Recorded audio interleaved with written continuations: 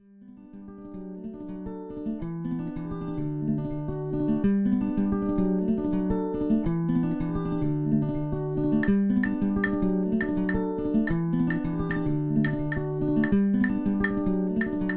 Fifth Dimension is the somewhat whimsical name that we give to this overall program of activities that bring undergraduates from UCSD and kids from the community together in different kinds of community settings. Designing for change is fundamental to what this whole thing is about. You know what Jayla is? Jayla's doing this. It came about in the 1980s when we were called a nation at risk. People were pushing for what they called more time on task. So we said, what about the after-school hours? The standard Fifth Dimension is a university course of some kind, an after-school or out-of-school activity of some kind that bring undergraduates from UCSD and kids from the community together. She became a Wizard's assistant last week. The Fifth Dimension is run by a wizard in its classical form who was unreliable and who joked and did bad jokes a lot, trying to lower the power relations and make it interesting for the kids to be there, because the kids have to want to be there. It's a place where you can really combine research and education for the graduate student, for the professor, and for the undergraduates, and for the little kids. We come here every Friday or whenever the teacher has Fifth Dimension. We work with the students on the computers, make sure that they're following the task cards, and our role is also as an observer, because at the end of the course, we have to write a research question on child development. So we're tracking their development, and we're also facilitating them on working on the games.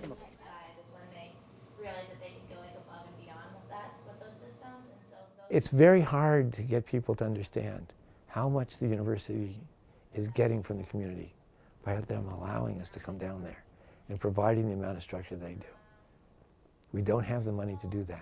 All over the social sciences, there's no lab stuff. There are no small classes. So all of our students have learned how to do multiple choice questions because we can't do enough writing with them, and it's all abstracted, and they don't know how to apply it to their everyday lives, and they're social scientists. And here these people are giving us a lab. One of the things that anybody who views this video will notice is that the conditions at the Torrey Pines Elementary School, where it runs from 12 o'clock to 3:30 on Wednesday afternoons, is quite different than it is at Urban Discovery Academy, which is at a school after school 4 days a week, or as it is at Town and Country Learning Center, which is in the middle of a housing project. And they're all busy. Nice. The activity and its context are always constituting each other. So it's very hard to prove that participating in the Fifth Dimension is what led to a kid doing better in school, because you have no control group. But the parents believe it. The local institutions, they don't think that they did it.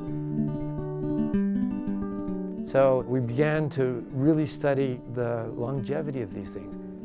What is it that makes for a good relationship between the activity and its setting?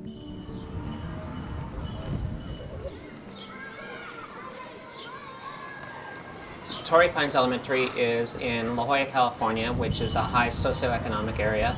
We are literally 2 minutes away from the coast, and we sit high on a bluff near UCSD, and we can actually see the ocean from our parking lot. In 1995, I was part of a group of parents dissatisfied with the type of education at the school. It was very traditional, it was one size fits all, and we wanted to change the pedagogy in the school. We were just interested in trying to enhance the curriculum at Torrey Pines, and we were looking at all sorts of different ideas and learned of Mike Cole's Fifth Dimension program. You get to play with computer games, and they're not just fun, but they're educational. And they teach you about math, social studies, and practically everything, even how to fold a plane. We contacted Mike Cole because we knew he had a program to work with elementary students, and he agreed to set up a pilot program in the school. He was used to working in after-school programs, so this was an experiment for them. It was the first time that they ever tried their program in a public elementary school. Originally, the design of the program was that all students participated in Fifth Dimension, and we had I had 9 computers all in a row along the windows. The challenge was to have all the kids interact in partnerships, I'm sure like they still do. Because then that would take almost like half. What does this one do? Wait, hang on. You gotta turn it like this. Wanna try?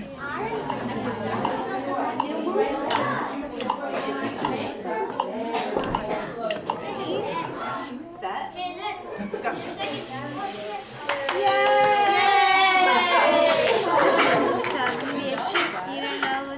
Louder, louder. Stare at you. Thinking you're hot because you're a little smart. Well, guess what, buddy? You ain't strong as a note. That ain't no sense. Sorry.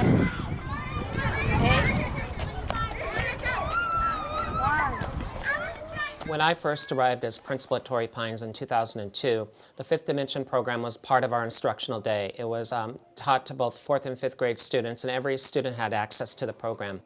I realized that we really couldn't devote the time to the Fifth Dimension program because there were too many things that had to be taught at those grade levels in California. So I worked with UCSD to transfer to an after-school program, and we looked at which children would most benefit.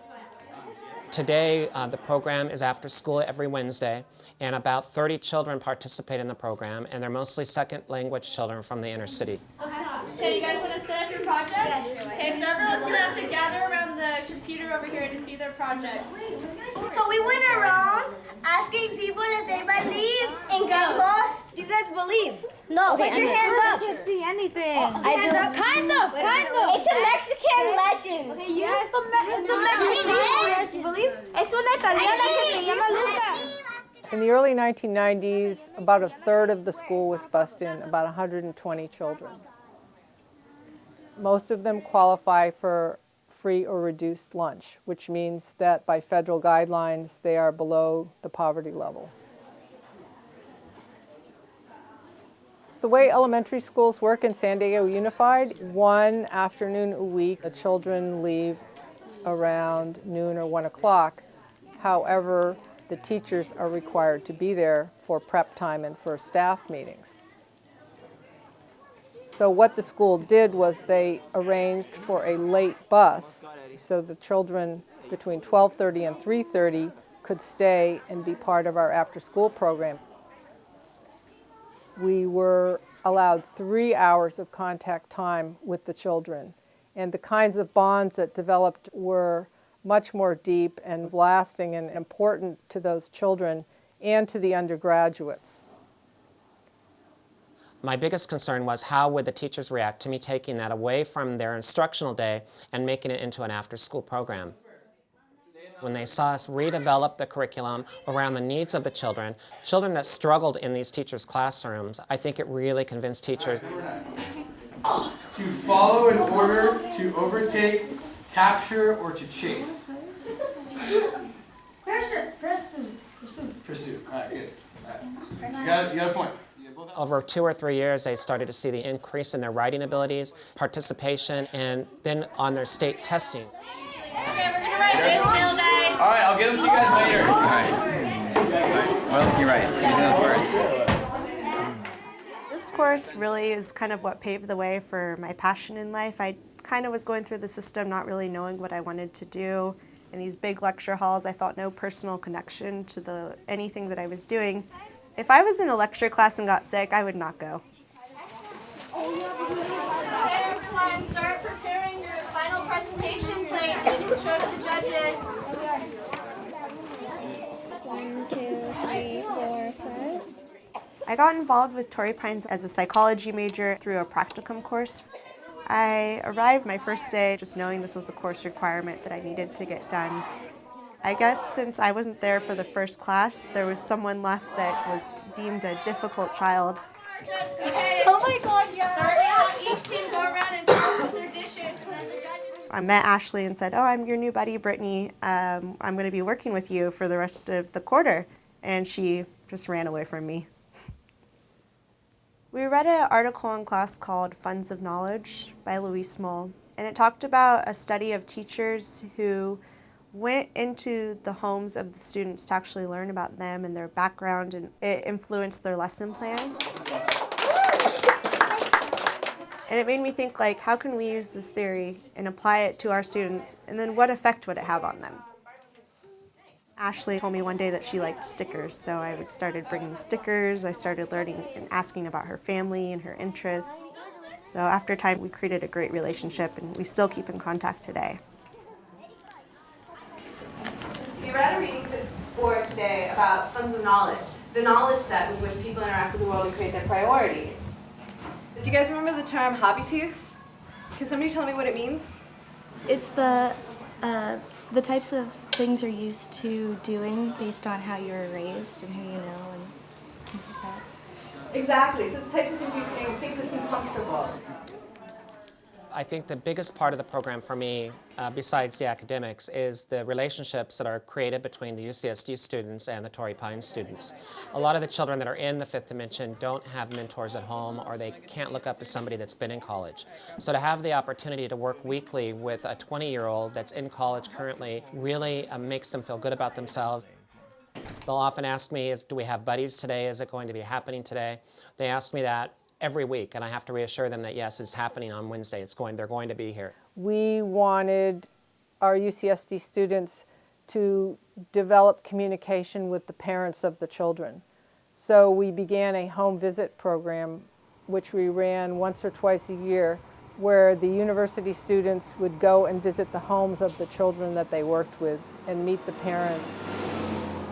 Mis dos hijos están estudiando en Torrey Pines. Creo que eso le ayuda mucho a mi hijo para tener una mejor perspectiva de lo que va a ser su futuro en la escuela.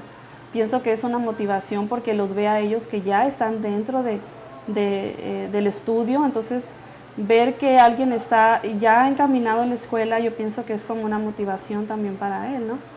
I gotta pay $25,000. This is crazy. There you go.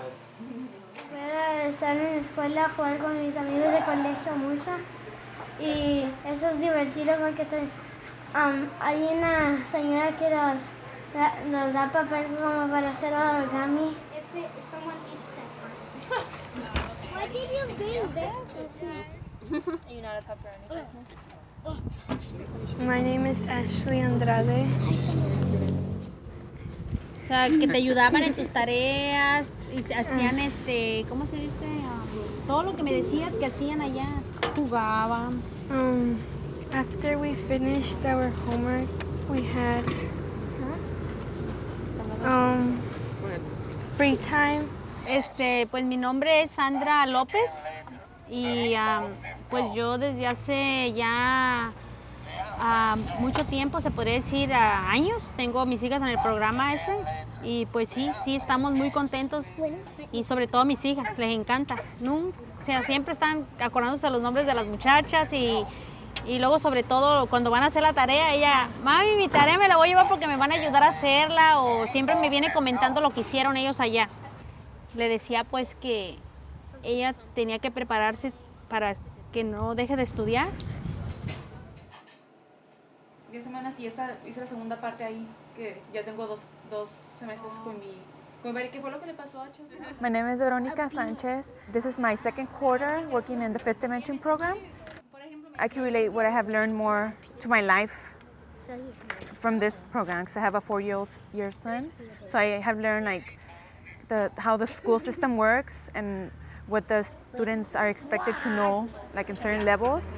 So I think that's been very helpful for me because I could apply it to my life. So he returned to give them the treats and they were gone. And you got happens.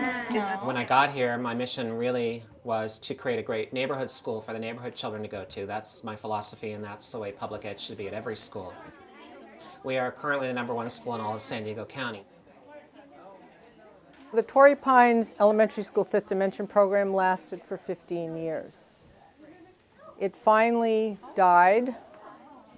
The main problem was that more and more children from the neighborhood wanted to go to the school, and those children basically squeezed out the bus children. We at UCSD felt that the bus children were our priority, and we decided not to continue the program. once the numbers fell below 20 children. As of this past year, there is no more busing at Torrey Pines Elementary School.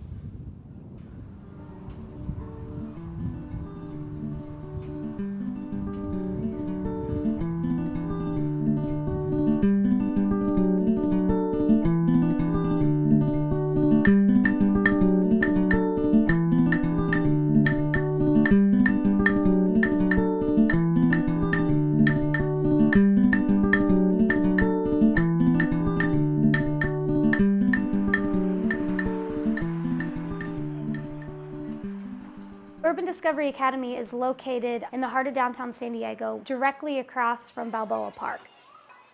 We are a K-8 charter school, and we started in 2008. This partnership with UCSD has allowed us to bring in really unique programs. We have parents who are coming from shelters to parents who live in La Jolla. Parents need an extended day program. Our students are learning amazing things like being certified in origami, a hydroponic garden, building fashion shows. I mean, it is truly a win-win situation. Oh, that's awesome. Wait, it's coming out of this one. I was living about 3 blocks down from Urban Discovery Academy, and I was looking at it as a place for my granddaughter. She was getting ready to begin kindergarten, and she was living with me. And I was fascinated by this little school. And Mike came to me and said that we might be able to do some research. We went in with a pilot group of 8 students and surveyed what was there. We hadn't been using the fifth dimension structure per se. We built the tasks, similar tasks to what we'd always done before, but kind of more flexible and responsive to what the kids were learning in school and what was going on there in these after-school activities. Jennifer Pond, who was working with us, was quite a gardener, and she came in with a hydroponic garden. The Urban Discovery Academy community was really welcoming to this project from the beginning. I work with undergrads from UCSD who are typically in their 3rd or 4th year. They really enjoy doing some community work in their last quarters of university. We do a lecture twice a week, and we incorporate readings that have to do with the topics that might come up for the students at the site. We run several different activities. We have a performing arts group, a visual arts group, the Quest Atlantis group, a hydroponic gardening group, and a movement group. Because we shared a similar philosophy, the program really took off. Why is there water? The water is for the plants up here. See the vegetable plants? Yeah, we're gonna grow tomatoes. This is clay. Clay? It holds the plants in place. The school had chosen an educational philosophy of project-based learning. And this was a very good grounding and basis for them to adapt to what we wanted to do. It really is thriving, especially the areas that are getting more sun over here, and our tomato. It's really neat when I walk around after school and I see the students making guacamole or salsa from the product that they helped grow. As of today, it's expanded, it's huge. They grow vegetables in there. All the classes come down and take part of this garden.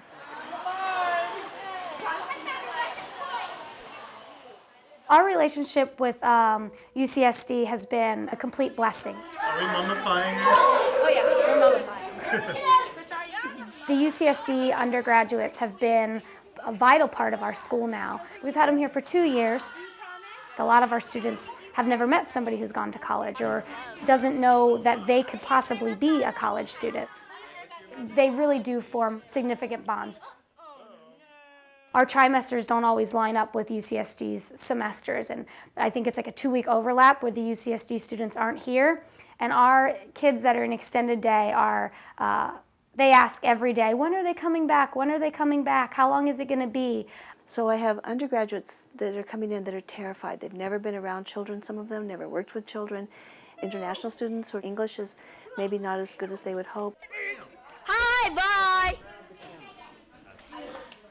The first day they arrive, the kids come running up and grab them on the leg, claim them for themselves, drag them off into the activities, and it's because they have this trust and this understanding of what an undergraduate child relationship should be like. So once you get these set up, once you get the relationship set up after the first quarter, it happens so naturally that it surprises everyone.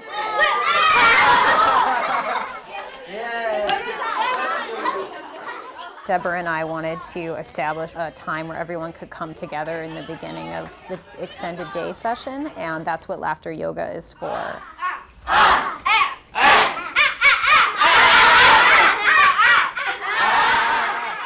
Laughter yoga was an important sort of transition activity. The kids, first of all, needed to blow off some steam.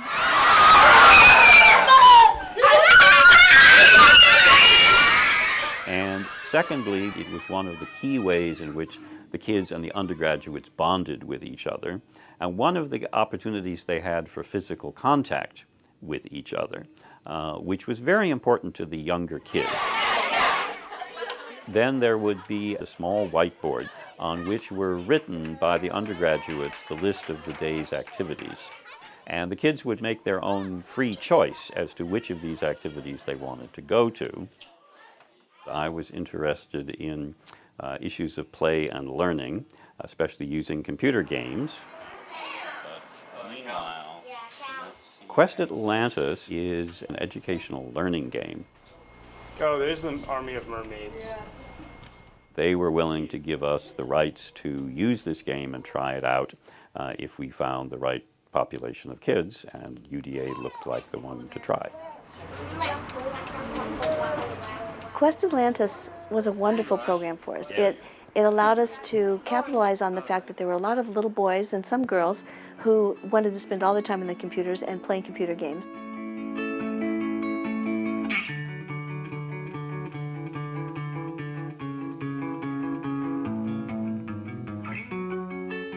It is similar to Second Life. You have an avatar who moves around within this fantasy world and engages in quests which are basically educational learning activities, mostly about science and mathematics, moral choices, a certain amount of social sciences.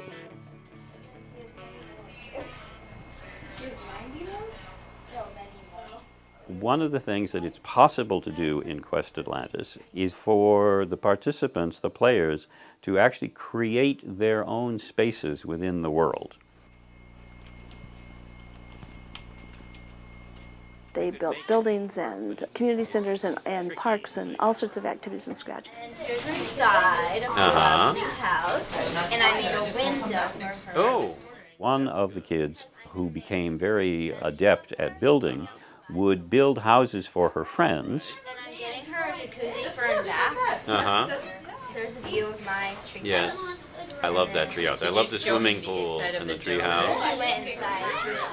And then she would go off with her friends into other virtual worlds where they would find objects to decorate these houses, including like furniture and refrigerators and pianos and people and animals and pets. This is Seamus's place? Yeah. And they would then copy the codes for those and bring them back and decide how to place them around within the new virtual world houses in their own village. And this became extremely popular with many of the kids at UDA, who were in fact a lot more interested in building their own world than they were in playing the official world. You're wearing the hat from the Frankenstein world. What if they drew the face? Are you still doing that? Have you finished the Frankenstein? I'm just building now. Yes. No, it's good. So I like the building that you're doing. Can you tell me about what you were doing in Build World? Okay, so I usually build things, like I build houses for different people. Who have you built for? I built for Dagger, Christiana, Raquel, Thomas, his brother. What have you gained from helping everyone in QA so far? I gained a lot of skills with building and stuff, I guess, and architecture and design. Is that something you're interested in? Yes, very much. I want to be an architect or interior designer. You know, the way it's meant to be played, you know, I can't really see how a lot of these kids would want to play it in their spare time. It's almost purely educational. Writing essays and analyzing graphs and charts. But the way we ended up playing it was a lot more fun than, you know, how it was meant to be played. This is kind of cool swimming around. It's like flying a little bit. Pick it up, pick it up, pick it up. Sequoia was a lot of help. Want me to get a house for you? Yeah, I need a house. You have to grow up. I kind of just stood back and let her take the role of teacher.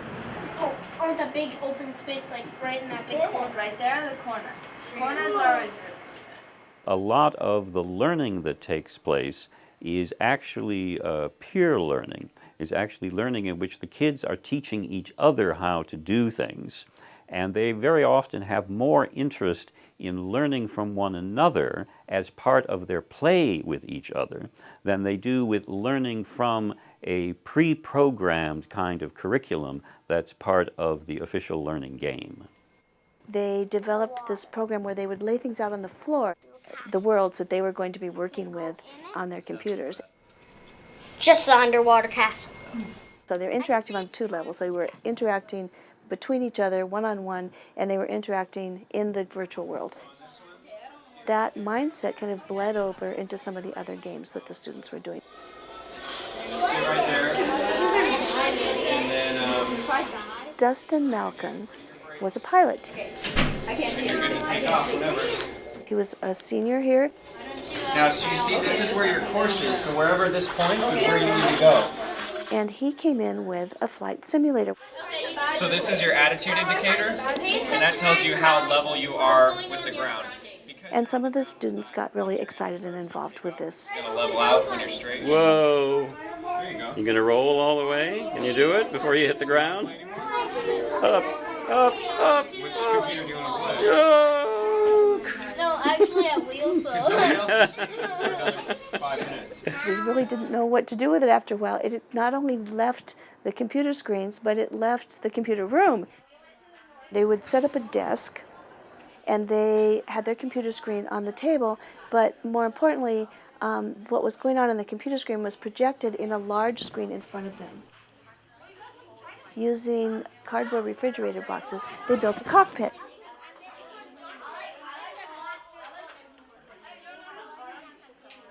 The projected flight path on the screen in front of them made it look like the two boys were sitting in a cockpit and flying. And gradually, the other students in the class started to build the plane. What happened here? Plums put in the back. I got it. All right, Gabriel. Here's left side and right side.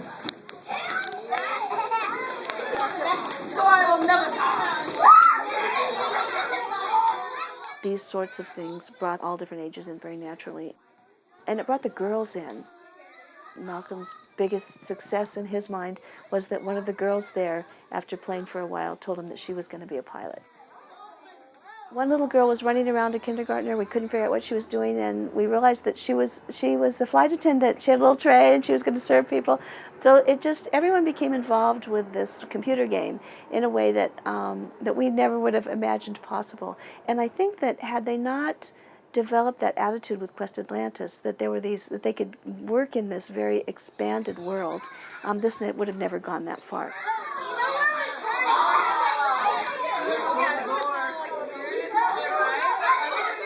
I really can't imagine what next year's extended day would look like without this program. I mean, I think it would go back to being what it was, which is just an hour of homework time and then some board games or maybe free time in the computer lab, which is, you know, it can be much better is what we've seen, and the kids can learn and grow so much from it. So we were very lucky and fortunate to be chosen as one of the schools for the program. The program was working really well, but the students, the income level for the group, the average income level, we don't have 51% free and reduced lunch students. It's a little below that, and for that reason, it didn't qualify for some of the funding that we were using, and the Quest Atlantis project was over, and so we weren't getting funding from those areas. The project at UDA came from a pool that was also funding other sites. In addition to that, as far as our particular research project was concerned, we had probably reached the end of the sort of two initial phases of what we could learn.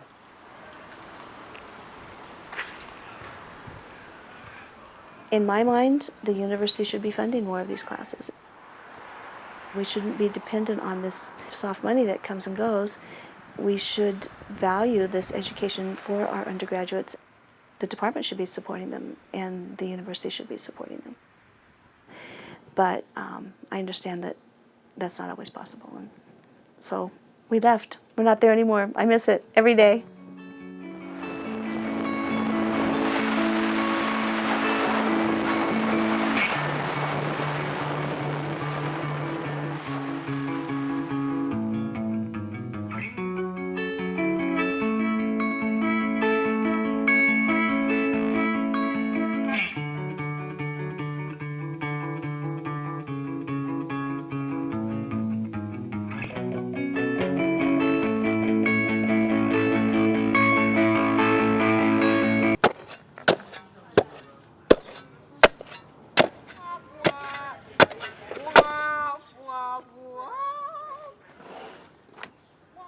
This is our time capsule, and this is my assistant, who is,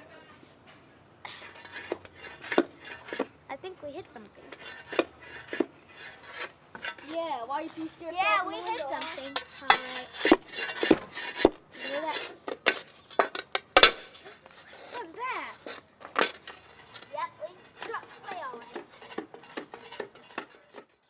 So Town and Country is a HUD-subsidized apartment complex, 20-odd miles from UCSD.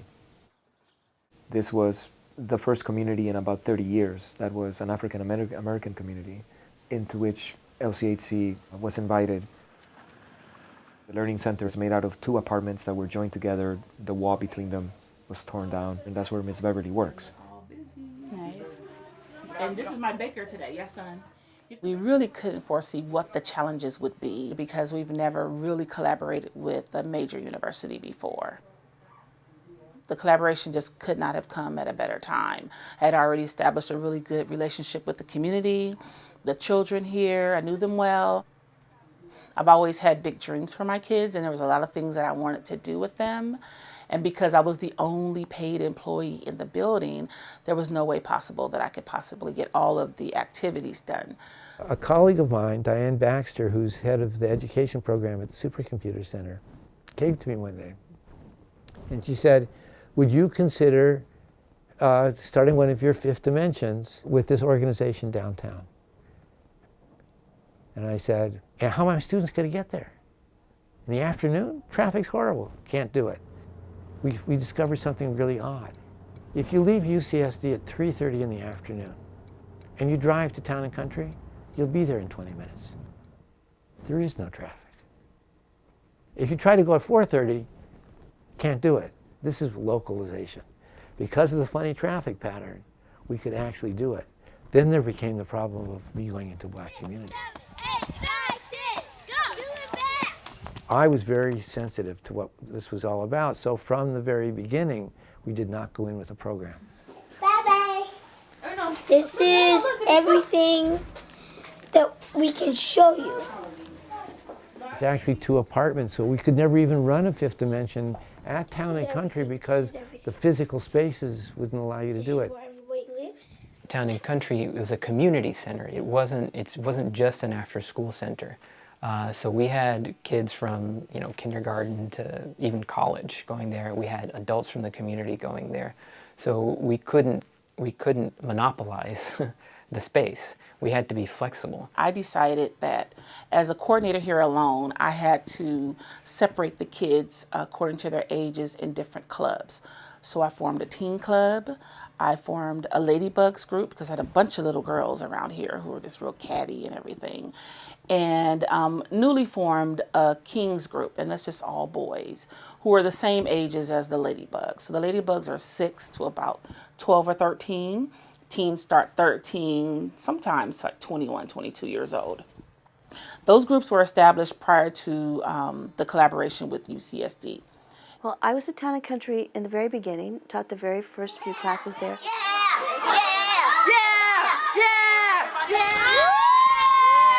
I'm pretty. 1, 2, 3. Chaos is just the best word for it. And we were all trying to find our footing and figure out what was going on. We had this sense that we were doing something new and different. It was very easy to become emotionally and passionately involved. I started to find computer games that the kids could play, and we worked out a homework routine. We designed things together. Dripping like water, Snoop you want Dogg. 'em, I got 'em. Dripping like DPG. water, you want 'em, I got 'em. Dripping like water, Goldie you Low. want 'em, I got 'em. It's really small. Yeah, but wait, click on it anyway. So, what is really in a light bulb? What do you think? A light bulb is wires and oil. Okay, let's find out what's really inside.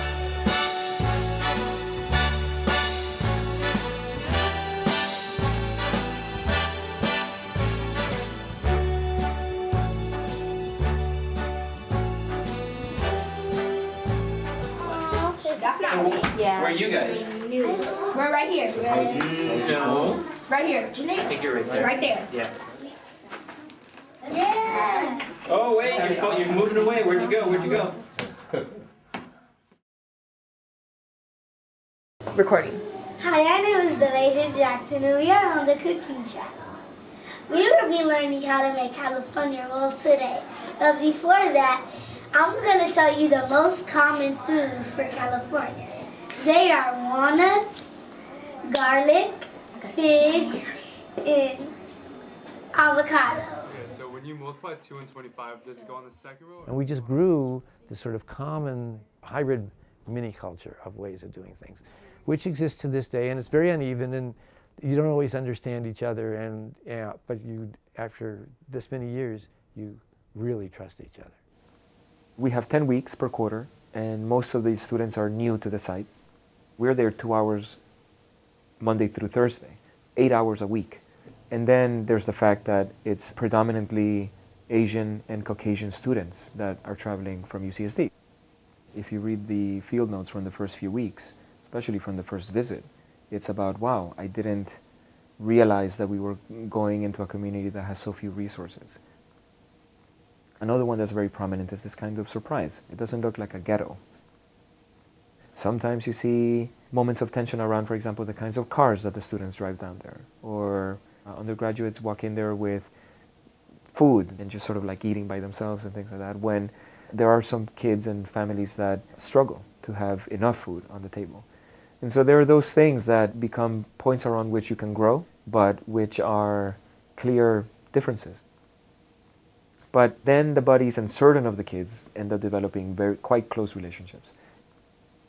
The students who came here learned that the kids here were very open, that they wanted to know more about college, that they related to them well. They were very receiving when they got out of their cars. They remembered their names, and it kind of blew their minds a little bit. And the kids here, we've met students from all over the world, Japan and Australia. They hear about going to college all the time, but they never really met college students.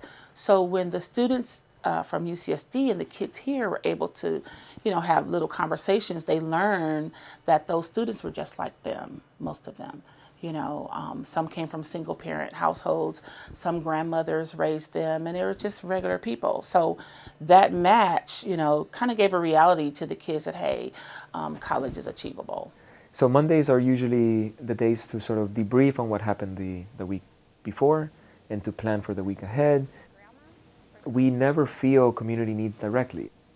That's why it depends on Ms. Beverly so much. And as part of that, Ms. Beverly calls in all that kind of basic stuff. How are you doing? You're on speakerphone. For tomorrow, Miss V, we're just thinking of doing kind of like organized games, like relay races, also possibly like Pictionary using the huge whiteboard. One thing I do want to recommend with tomorrow, that you separate them by ages. I really look forward to having you guys contact us again and let us know what kind of wonderful people you've become in the world. And don't forget about Town and Country, ever. Awesome. Thanks, Miss V. So we'll see you later and tomorrow.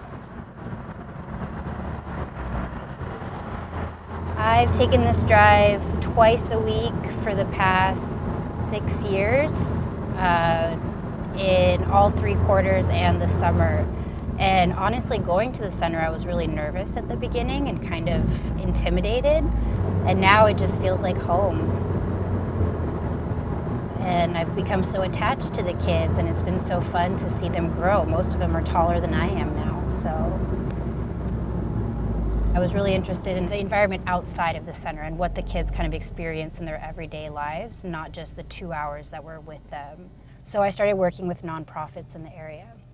There are a lot of good people trying to do good work in the area, particularly around safety issues and gang prevention. Homework, the homework policy. I must admit, I am a stickler when it comes to homework. If a child comes over here and they're here for hours and they don't do their homework, I get a call from mom, grandma, dad, whoever it is that's upset. A lot of my parents can't help their kids do their homework. So the homework policy here is that at least they do their homework, some of it, and someone checks it before they get involved in an activity. So let me tell you. Hi, Miss V. Hi, Miss Camille. And that sort of butted up against our emphasis on trying to do project-based activities, for example. She's got a really good reason. She said, you're not here all the time. When you're not here, I can't have all those kids thinking that I'm going to help them the way you help them. So we now try to keep our undergraduates busy and hovering around busy doing things that need to be done around the place until the kids come and ask for their homework to be checked. Fulfilling your responsibilities as a student is invisible, certainly to the kids, and to a large extent to this day even to Ms. Beverly.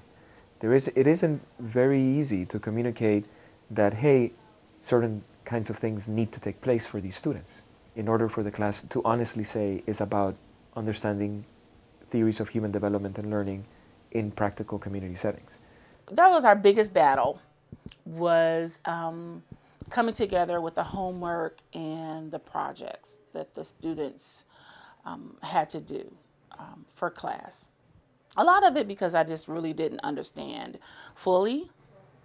I talk to the kids about it. You know, that's what I do with everything. Any activity I do, I'll just grab a bunch of them in my office and we just talk about it. If they like it, they like it. If they don't, they don't. So I did ask them, you know, how do you feel about doing these projects? And they loved them. They loved them.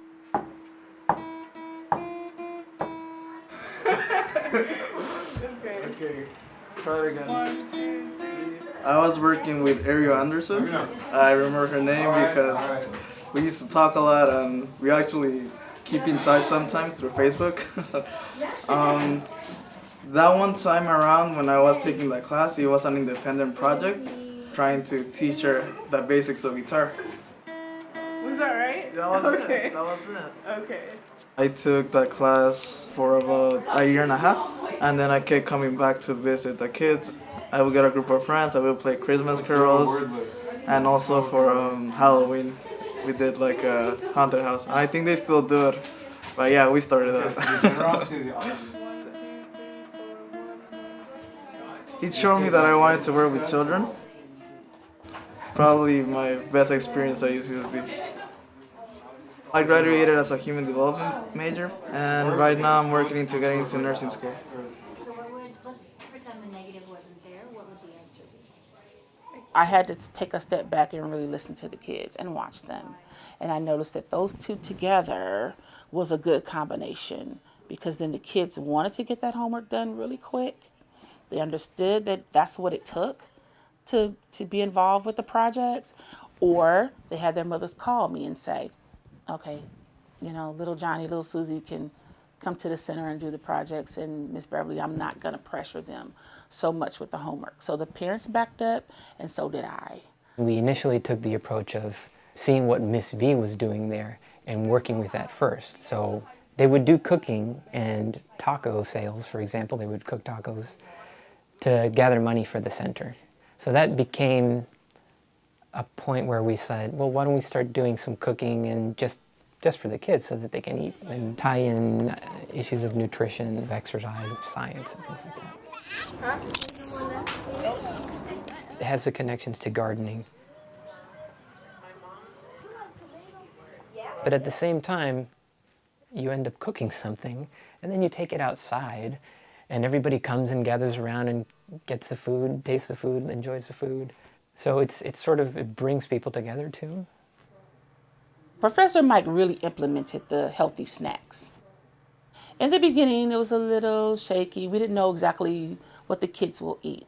Well, I can say this now. Now they're eating chard. They're asking me to go out and buy kale. They know how to bake it. If we cook Brussels sprouts, we have to cook a lot. And that didn't happen in the beginning.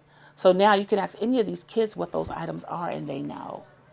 3 years ago, that wasn't going to happen.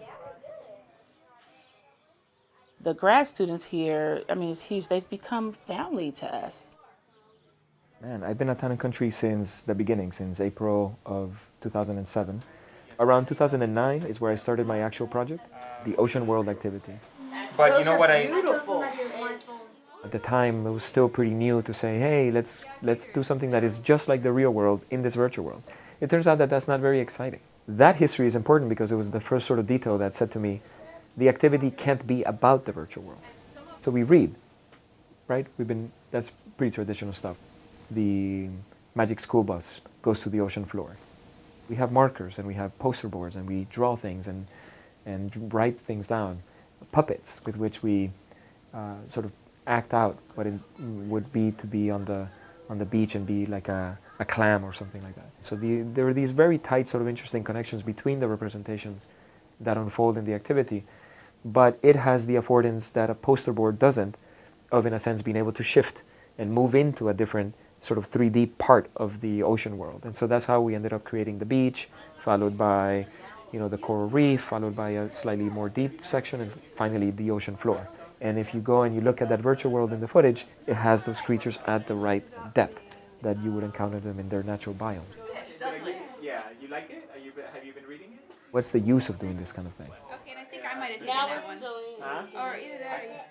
In a community setting with very low resources, pressures ranging from gang activity to lack of access to fresh food, police brutality and police harassment, having to walk back and forth to different things. And so what I think the kids get is friends who give them access to information in worlds that they don't normally have access to, the impact of which is not immediate because they're young. And so we would have to wait more. I think we would have to wait another 3 or 4 or 5 years to see if we can bump into these kids again, now older, now post-high school, and ask, what was all that about? What do you remember? I don't know. It sets up a shared history. So that was last Monday?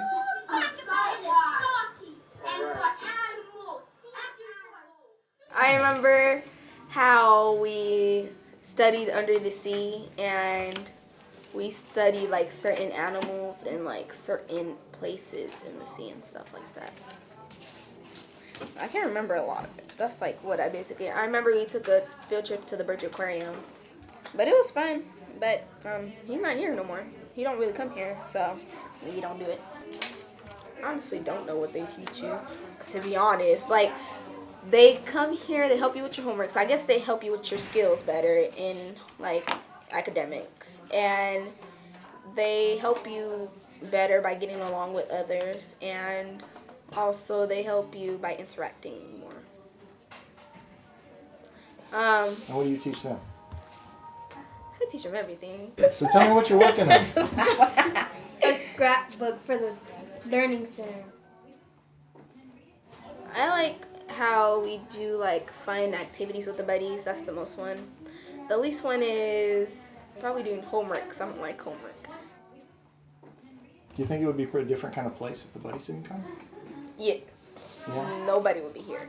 Nobody would be here? No, because like when we have like a week or two before like the buddies come, like new buddies, nobody be here. I sure don't be here. but nobody beats here because like we only come for the buddies and for our homework. I definitely can tell academically that my kids are improving. When we started the collaboration, I had kids who would cry when it was time to do their math homework. Now we have a math lab. Now it's fun. I can't explain it, but I don't have anybody crying about math homework anymore. And I see the report cards. So there's a big difference with the grades in math now than 5 years ago. If there was a way that we could just push a button and say this can happen forever, I would push the button all the time. My only end that I want to see one of my kids go away to college, get a degree, come back and take my job so I can go and do something else. And that way, that child they've grown up here, they've grown up through the collaboration with LCHC and TCLC, and they understand the bond and really what it means. And we're not just bringing students over to come over and just do something, that we're actually making a difference in their lives on both ends. I mean, the kind of education that the students are getting from UCSD, you can't get that in a book. I mean, this is like live and hands-on, and they've seen some pretty interesting things. This is a film that was made for educational purposes, primarily during the 2011 academic year when we were running 3 programs simultaneously. We thought it was important that people see the variety of different kinds of arrangements. Nevertheless, as you've heard, 2 of those 3 sites are no longer running. This points to what I think is the long-term challenge for the university to find ways financially to justify this form of undergraduate education and community involvement. Uno de los amigos que tuvo que va a estudiar medicina, yo imagino que para él lo impactante que yo puedo decir en una sola palabra es ver que alguien está realizando las cosas y como que a él le da como una esperanza de decir, yo también lo puedo hacer. I knew from that point on, I want to work in the community and I want to give back and I want to work with kids. As soon as you get involved, as soon as you get into that flow where you're absorbed in the play and you're emotionally committed to the play, it's not play anymore, it's real. That's real experience. It gives them a space to object and say no. When can they do that in an ordinary classroom, right? In schools, the tasks have to be well defined. And that has a certain kind of factory-like efficiency as far as learning is concerned. But what it often neglects is the emotional component of learning, that you learn better when you're really interested in something and when you're not just personally passionate about it, but you share your passion with other people. Learning that you can also think outside the box and you can come up with new goals along the way. And this is what advanced learning is like. This is the way I learn as a researcher. This is the way my colleagues in the university learn. We don't just set out to solve fixed problems that are known in advance. We are trying to come up with new problems. I argue for this as the best form of diversity education for UCSD undergraduates. Don't just read about it as history, don't just look at it in films. Go down there and be there and have the kids blow you away because they can out-argue you. And these are little kids who can't do arithmetic and they're talking you out of all sorts of stuff. It's a great experience for the undergraduates. They think the kids are marvelously smart. But by the school standards, the kids are not doing well. You have to come to grips with that. We're making a time capsule. How did you make this deeply thing? Shovel. Oh. So far, we have a pine cone and a ball. Kids from the future that open it, they find out how everything used to look in the past. So that's what we're basically doing here.